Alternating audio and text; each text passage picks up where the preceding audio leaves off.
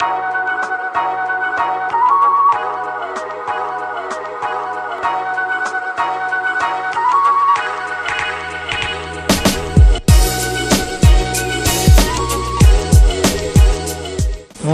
Benjamin Louis, comment vas-tu? Bonjour Louis, ça va bien, merci. J'ai regardé ton profil Cœur Handisport sur Facebook, sur LinkedIn et ton site internet.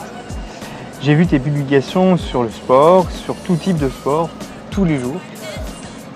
Il y a une coupe de six-foot, un match de basket, une course d'athlètes, le tennis en fauteuil.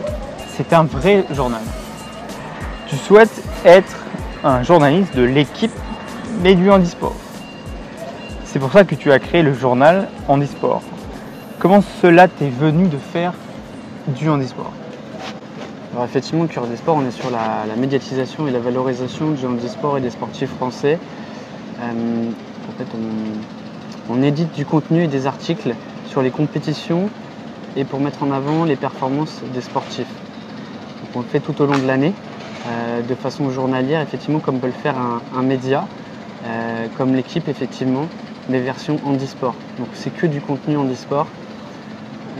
L'idée, elle m'est venue tout simplement en 2013, suite au championnat du monde d'athlétisme à Lyon, handisport. Je me suis rendu compte en fait du manque d'intérêt médiatique vis-à-vis de cet univers, de la différence du sport et du handicap.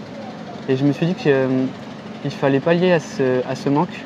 Et moi, en tant que passionné de sport et en tant que personne en situation de handicap, déficient visuel, je me suis dit qu'il fallait aller de l'avant et construire quelque chose, mais sans idée précise.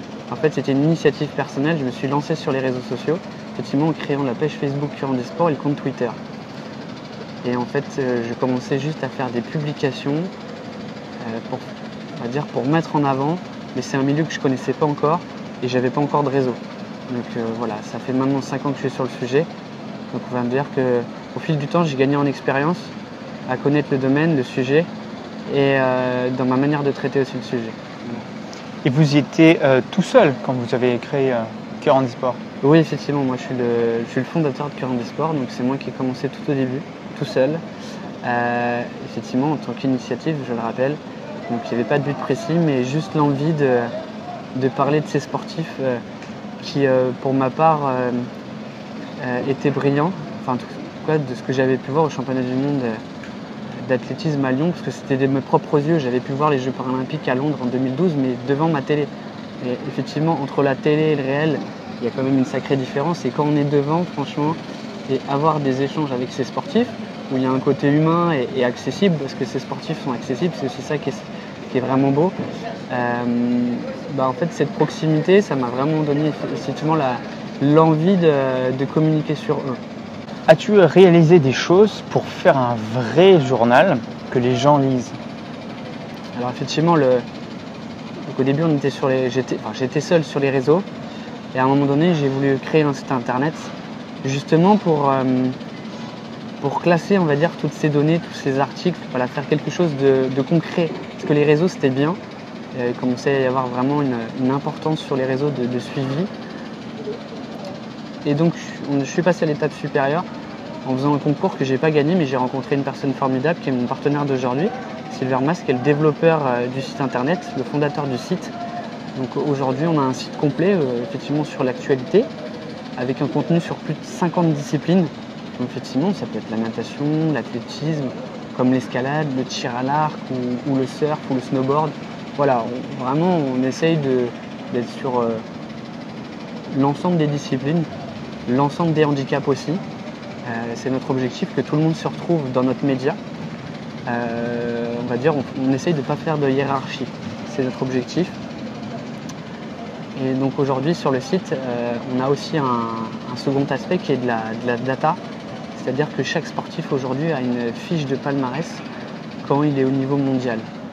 C'est-à-dire que dès qu'il fait une sortie internationale, il sait qu'il va avoir une fiche et qu'il va avoir un suivi de ses performances. D'accord. Voilà. Donc ça c'est pareil, c'est innovant. Sur le média, on est les seuls en France, on est la référence. Et sur toute cette data, c'est pareil. Donc on a créé vraiment quelque chose d'unique et d'innovant en France. D'ailleurs récemment, effectivement, on a eu le trophée du média handisport de l'année 2017 dans la fédération handisport. voilà, ça, on va dire que c'est le fruit de notre travail et de notre investissement surtout. Média de l'année, le 6 avril 2018. C'est ça, exactement. Tu as reçu le trophée handisport. Oui. As-tu été à Pyongyang, en Corée du Sud, pour suivre les Jeux Olympiques en hiver 2018? Alors je ne suis pas allé aux Jeux Paralympiques à Pyeongchang. Pour quelle raison? Parce qu'il faut toute une équipe. Il faut qu'on soit plusieurs justement pour gérer le média. Vu qu'on n'est pas plusieurs et que je ne peux pas me rémunérer des personnes aujourd'hui, parce qu'aujourd'hui c'est une association à but non lucratif de loi de 1901. Mais l'objectif effectivement c'est de nous structurer, de nous professionnaliser d'ici 2024. Donc j'y suis pas allé pour ces raisons-là. Et je pensais aussi surtout pouvoir contribuer pour le plus grand nombre en étant sur Paris et pas en étant sur place. En fait, je voulais faire vivre l'événement au plus grand nombre, à la communauté Cure Handisport, à tous les abonnés. Et je voulais pas la vivre plus personnellement. Je serais allé sur place, j'aurais plus vécu personnellement, même si j'avais plus... Ça m'aurait permis de transmettre des choses, mais pas de la même manière. Tandis que là, j'ai vraiment pu faire le suivi des sportifs, à proprement dit, faire des articles sur leur performance. Et c'est ça qui est intéressant, c'est donner un côté médiatique, le côté qui manque aujourd'hui. Et je me suis concentré sur cet aspect-là, donc je suis resté à Paris. Et dans les années futures, effectivement comme Tokyo, on aimerait avoir des personnes qui travaillent sous le nom Cure Handisport et qui soient envoyées sur place effectivement pour ramener davantage de contenu en ayant des personnes sur place. Effectivement, ça serait important pour nous. On va voir si on y arrive ou pas. Mais en tout cas, 2024, vu que ça sera en France, quoi qu'il arrive, on espère avoir un gros dispositif si on arrive à faire tout ce qu'on veut d'ici là. Mais effectivement, 2018, c'était trop court. D'accord. Et après 2024, il y aura d'autres compétitions sportives, paralympiques. Et je pense que vous aurez d'ici là des moyens, des équipes présentes, j'espère. Ben, on espère, effectivement, on travaille beaucoup pour ça. Parce qu'effectivement, aujourd'hui, on est certains, on est convaincus qu'il faut un média spécifique on va dire, à tout ce qui est sport et handicap pour avoir un vrai traitement de l'information et pas que ce soit au dernier rang ou voire absolument pas dans les médias traditionnels, les grands médias. Parce qu'effectivement, c'est ça qui manque. Et le traitement de l'information, il doit se faire par des personnes qui connaissent vraiment l'environnement et les sportifs. Et ça, c'est pas donné à tout le monde. Et vu que nous, on les suit tout au long de l'année, c'est ça qui fait la richesse et notre expérience, justement, de pouvoir évoquer le sujet, on peut dire. Et c'est pour ça que demain, il faut une entité à proprement dit sur le sujet. Et c'est ça qu'on a bâti, on va dire, avec le site. Et demain, c'est ce qu'il faut qu'on fasse avec une équipe. C'est pour ça que je les ai structurés, il faut qu'on soit vraiment plusieurs et chaque personne ait son rôle à jouer, justement, dans cette approche. D'accord. Bonne continuation et à bientôt. Merci beaucoup, Louis. À bientôt.